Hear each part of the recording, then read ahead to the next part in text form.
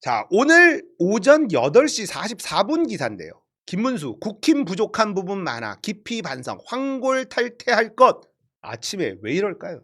자체 여론조사를 매일 돌리고 있습니다. 매일.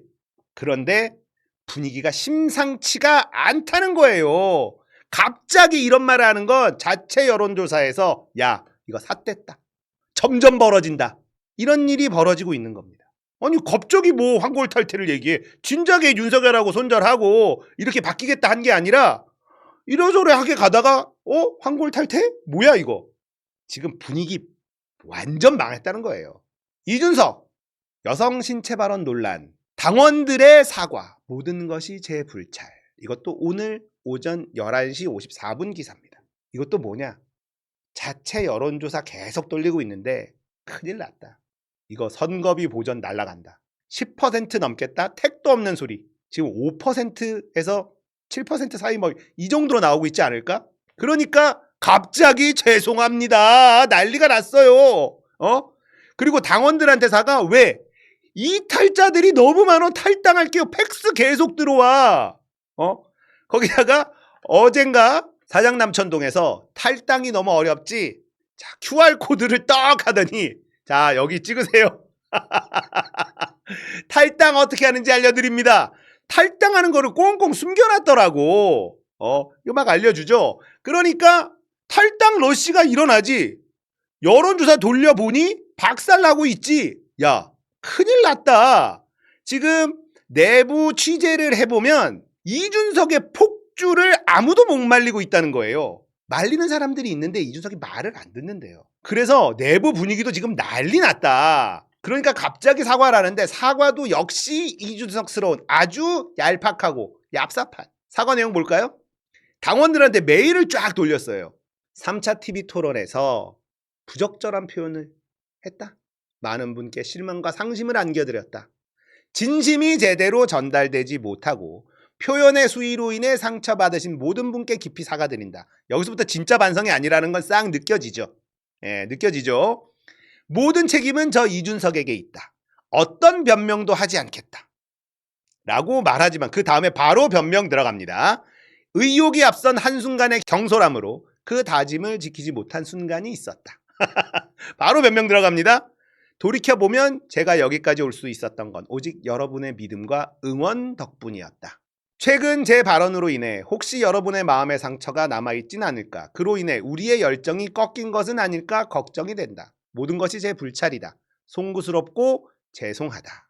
그리고는 기득권 정치를 바꾸는 길은 결코 순탄하지 않았다. 기득권 정치를 바꾸는 게 그 젓가락 발언을 하는 거야? 정말 교활한 인간 아닙니까? 아니 기득권 정치를 자기가 뭘 바꾸려고 했는데, 정치 제도를 바꾸자고 했어?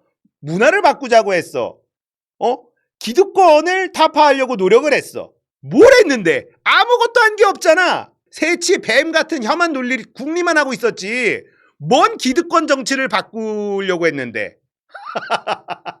어처구니가 없죠. 그 기득권이 얼마나 뿌리 깊은지를 최근 더 절감하고 있다. 민주당은 급기야 저를 국회의원직에서 제명해야 한다는 말까지 서슴지 않고 꺼내고 있다. 이게 사과야? 이게 사과입니까? 사실을 기반으로 누군가의 의혹을 검증하고 공익적 문제를 제기한 것, 이게 사실 기반입니까? 그것도 아니죠. 허위 기반이에요. 공익적 문제? 이재명 아들 문제가 공익적인 문제입니까? 허위를 기반으로 한 의혹 제기, 이게 공익적 문제야? 와, 이것에 대해서 정치보복의 방식으로 헌법기관인 국회의원의 제명을 거론한다는 것은 결국 이준석이라는 싹을 지금 밟아버려야 자신들이 편해진다고 믿는 것. 이건 맞지. 이준석이라는 싹을 지금 밟아야겠어. 너무 해로워. 이준석이라는 정치인은 너무너무 해로워. 이거 방치했더니 지금 20대 남자애들이 괴상해졌어. 이건 좀 없애야겠어. 위축되지 않겠다. 여러분의 지지와 연대가 있어야만 가능한 싸움이다. 이번 대선을 통해 개혁신당과 제가 대한민국 정치에서 일정한 자리를 확보하고 책임있는 견제 세력으로 성장할 수 있도록 꼭 한 번만 더 힘을 보태달라. 여러분의 한 표, 여러분이 전하는 단 한마디가 정치의 전환점을 만들 수 있습니다. 아주 용을 쓰는데요. 자, 이준석이 이전에 한 거 다들 보셨을 겁니다. 문명사회에서 연좌제에 동의할 사람 없습니다. 저는 여야를 불문하고 가족의 일탈을 해당 정치인과 묶어서 비판하는 것을 지향해왔습니다. 에라이씨! 2024년 2월 달에 이런 말을 지가 했어. 이러니까 이준석이 하는 말을 믿을 수가 없는 거야. 그때 상황을 모면하기 위해서만 입을 털어요. 이런 말을 지가 해놓고 이재명 아들 왜 얘기하는데 도대체. 다른 사람이 얘기해도 네가 말려야 되는 거 아니야. 근데 지가 앞장서서 얘기해놓고 자기는 사실을 기반 공익적 문제 제기였대. 거기에 공익이 어디 있습니까? 이런 인간이라는 거야. 자, 마지막에 얘기한 이거 보십시오. 사실을 기반으로 누군가의 의혹을 검증하고 공익적 문제를 제기한 것이다 라는 겁니다. 그 젓가락이요. 이상호 기자 고발 뉴스 있죠. 여기에 이상호의 마감 뉴스. 여기에서 이상호 기자가 본인이 예전에 취재했지만 차마 말하지 않았던 이야기를 풀어놓습니다. 이상호 기자. 과거 어린 나이에 이 이재명 후보의 아들이 도박 사이트 때문에 처벌받은 건 사실입니다. 공소장대로 입금 몇억 원이 아니라 실제로 총 1,000만 원 입금해서 몇백만 원 잃은 정도 판돈을 중복 계산한 겁니다. 이건 저도 저번에 얘기했었죠. 입금한 것만 2억 3천이다 이렇게 하는데 입금한 것만 하면 어떡해? 뺀 것도 얘기해야지.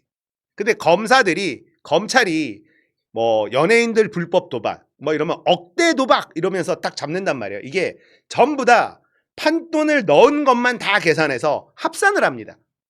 그러니까 10만 원, 20만 원씩 한 건데 연예인들 한 5명이야. 한 1년 동안 했어. 다 합치는 거야. 판돈 넣은 것만. 그러면 이제 억대가 돼요. 그러면 억대 도박판. 이런 식으로 만드는 게 원래 검찰이 하던 수법인데 공소장에 그렇게 넣은 겁니다. 보통 한 30만 원 정도 판돈으로 넣고 평균 한 10만 원 정도를 잃었대요. 그러면 30만 원 넣고 20만 원 빼고 30만 원 넣고 판에 들어갔다가 20만 원 빼고 뭐 딸 때는 30만 원 넣고 100만 원 빼고 이럴 수도 있지. 그렇게 한 건데 출금한 거는 빼고 입금한 것만 계속 넣으니까 이게 2년 넘게 기간 동안 한 겁니다. 그러니까 이걸 다 합치니까 2억 3천만 원이다. 무슨 돈이 있었냐? 이런 소리를 하는 겁니다. 그 과정에서 다른 이용자에게 욕설을 한 적은 있다라고 해요. 게시판에서 그 포코고수라는 게시판 그 사이트인데 지금 나오고 있는 해당 글은 아니고요. 여성을 대상으로 욕한 적도 있고 리버의 넘김인가 그 아이디 내가 아니다. 예, 이건 아닙니다. 이재명 후보의 아들 아이디는 나왔어요. 이기면 어쩌고 뭐 이렇게 해서 이미 나왔습니다. 근데 이준석이 얘기한 거 그건 리버의 넘김이라는 아이디예요. 이재명 후보의 아들 아이디가 아닙니다. 그러니까 허위사실이라는 거예요. 자꾸 국힘에서 벌금 때문에 마치 욕한 게 사실인 것처럼 얘기하는데 이것도 허위사실이에요. 지금 펜코나 국힘 쪽에서 얘기하는 거 검찰의 공소장을 그대로 딱 올립니다. 검찰 공소장에는 음란 욕설 뭐 이런 것들이 들어가 있거든요. 그리고 벌금. 자 봐봐. 이거 다 인정받은 거 아니야? 아니라는 겁니다. 검찰 공소장 가지고 얘기하면 안 되는 거예요. 자, 이재명 후보의 아들은요 고대 경영학과를 나왔다고 합니다. 머리가 굉장히 좋은 친구라고 합니다. 아버지 닮았으면 머리가 좋겠지. 근데 이 친구는 기업 분석 이런 거를 좋아하고 이쪽으로 가고 싶었던 사람이라고 해요. 금융계에서 성공하고 싶던 꽤 똑똑한 친구다. 이상호 기자의 말로는요. 만나서 대화를 해보니까 성격이 유순하고 이런 스타일 아니래요. 남자 스타일이래.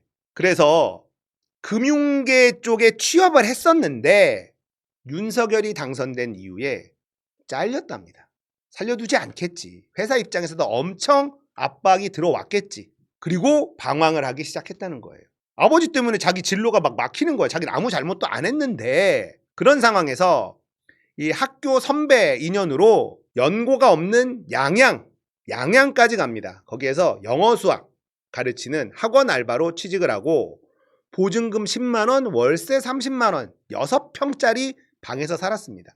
근데 얘네들이 공격할 때 어떤 식으로 공격했냐? 연고도 없는 양양에 특혜 취업을 했다. 이런 식으로 공격을 합니다. 그리고 보증금 10만 원에 월세 30만 원짜리 세상에 보증금 10만 원짜리 방이 어딨냐. 이것도 특혜받은 거다. 이런 식으로 공격을 했습니다. 외국인 노동자가 많은 동네는 보증금 싸고 월세가 이렇게 싼 데들이 있다. 양양. 그 서핑 타는 양양이 아니라 시골 양양이래요. 산 밑에 있대요. 이재명 후보는요, 공격받을까봐 돈도 못 보태주고 알아서 하라고. 본인이 도와주면 아들까지도 위험하고 많은 사람들이 위험해주니까 돈도 못 보태주고 네가 알아서 해라. 내가 대학까지 다 보내줬으니까. 이렇게 하고 있었다고 합니다. 자, 이 학원에서 학생들을 가르치는 알바를 하고 있는 상태였는데 본인이 모든 걸 받아들였다고 합니다. 내가 우리 아버지가 정치하는 동안에는 내가 양양에서 그냥 애들이나 가르치면서 살아야겠다. 그래서 알바를 하는 동안에 그 학원 이제 허가를 받아요. 근데 허가 받기 전 그 사이에 일했던 구간이 있잖아요. 이때는 강사를 두면 안 되는 그런 구간이었나 봐. 이걸 누가 신고를 합니다. 그래서 학원이 폐업됩니다. 근데 이상호 기자가 제보를 받고 정리를 하면 이거 사찰의 흔적이 너무 진하다. 이재명 아들만 계속 쫓아다니면서 사찰한 흔적이 너무 많다.